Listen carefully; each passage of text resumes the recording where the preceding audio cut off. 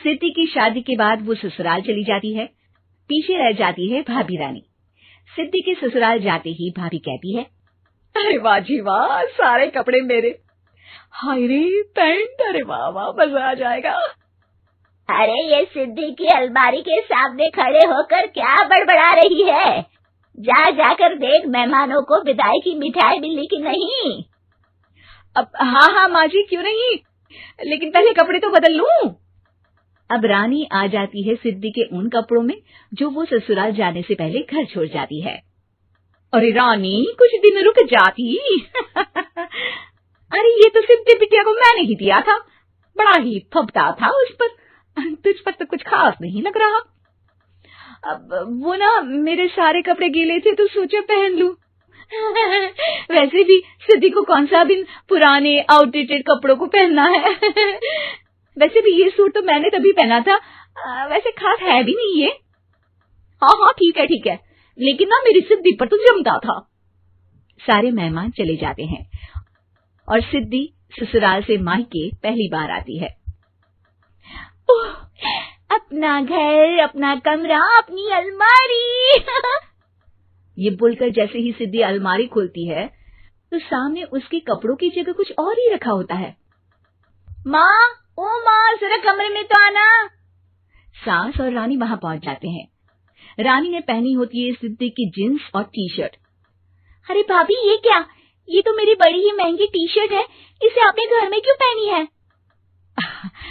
अरे बहुत मिलती है दीदी ये चौक की मार्केट में, 150 में।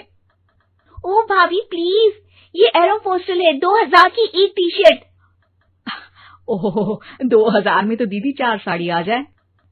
अब क्या बोलूं भाभी, ये मेरी अलमारी में छोटू के कपड़े, तो मेरे कपड़े कहाँ है?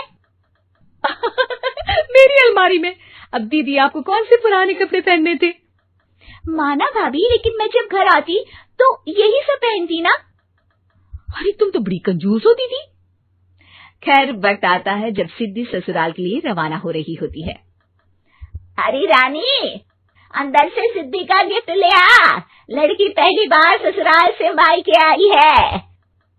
रानी अंदर जाती है और एक सिंपल सी साड़ी लेकर बाहर आ जाती है। ये लीजिए माँ जी। सास बेटी को गिफ्ट देकर ससुराल भेजती है।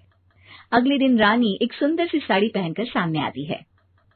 अरे रानी, ये तो वो साड़ी है जो मैंने सिद्धि को देने के लिए दी थी जब वो ससुराल ले जाती, लेकिन ये तूने कैसे पहन ली?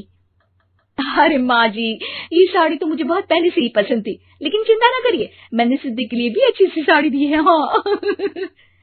तभी सिद्धि का फोन आता है। क्या माँ, कुछ अच्छा तो दिया होता ससुराल ले जाने के लिए। अरे पहले दिखा दिया होता। ये चमकते हुए पैकेट में नौकरानी वाली साड़ी मत दिया करो माँ। अरे बेटे, वो तेरी भाभी ने ना गलती से उससे पैकेट बदल गया। हाँ, मैं कल ही तेरे भाई के हाथ से तेरा वाला पैकेट भेज दूंगी। अरे रहने दो माँ, आई एम श्योर भाभी ने अभी वही साड़ी पहनी होगी जो तुमने मेरे लिए रखी थी। तुम तो समझ नहीं पाई उनको। खैर छोड़ो, मैं ज्यादा बोलती अच्छी नहीं लगती, रहने दो, आपको उन्हीं के साथ रहना है, फिर बात करेंगे। सास को रानी पर गुस्सा आ जाता है। वो उसके कमरे में जाती है जहाँ वो शादी का एल्बम देख रही होती है। रानी, मार्केट जाकर एक ऐसी ही साड़ी लेकर आ, कल प्रतीक जाकर सिद्धि के घर दे आएगा। अरे क्यों माँ जी, कितनी साड़ी देनी है दीदी को? यहाँ कोई सेल लगी है क्या? अरे चुप कर, मेरे बेटी के हिस्से की साड़ी खुद पहन ली, अब ज्यादा ज्ञान बांट रही है। एक दिन सिद्धि का फोन आता है। माँ, मेरी सास ने आज सबको खाने पर बुलाया है। सारे लोग सिद्धि के ससुराल पहुंचते हैं। खाना खाकर वो लोग निकल रहे होते हैं कि सिद्धि की सास सभी को गिफ्ट देती है।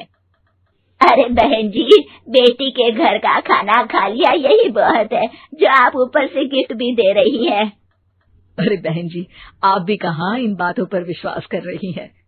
सास सभी को गिफ्ट देती है, लेकिन रानी को जो साड़ी देती है वो अजीब सी हरे रंग की, लाल रंग की बड़ी छाप वाली होती है। अरे छी, ये कौन पहनेगा? सासू माँ को तो जरी वाली इतनी सुंदर, और मेरे लिए ये नौकरानी वाली। अरे भाभी, दरअसल मैं जब भी घर आती थी आप वापसी में ऐसी ही साड़ी देती थी ना, तो माँ ने सोचा कि आपको आपकी पसंद की ही साड़ी क्यों ना दी जाए। बेचारी रानी, बोलती भी तो क्या। सिद्धि और सास रानी का चेहरा देखकर हंसने लगती है तो रानी समझ जाती है कि अपने ही बिछाए जाल में वो फंस चुकी है।